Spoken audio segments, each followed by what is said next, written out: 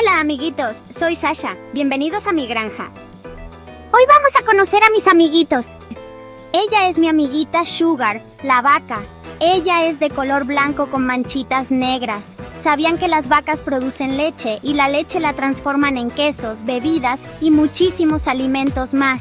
Sugar hace moo y mueve su colita muy feliz. Aquí está Leo, el león. Él es el rey de la selva y se encarga de proteger su manada de amenazas. Además, ¿sabían que los leones viven en África? Leo ruge grrr y sacude su melena. ¡Salta, salta! Él es Ribbit, la ranita saltarina. ¿Sabían que las ranitas se alimentan de insectos? Esto me parece fascinante, ¿verdad?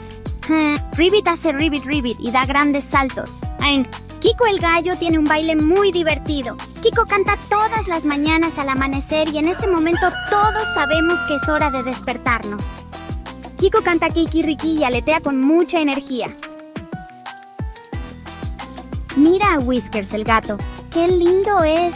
Whiskers es muy tierno y juguetón. Él es un cazador y le encanta dormir.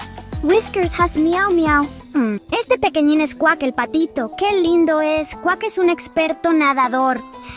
Quack hace cuac cuac y menea su colita. Y por último, Trompy el elefante amable. Trompy tiene una memoria extraordinaria y sus colmillos están hechos de marfil. ¡Qué grandioso! Trompy hace brrr y balancea su trompita. Gracias por visitar mi granja y acompañarme en esta estupenda aventura. ¡Hasta la próxima!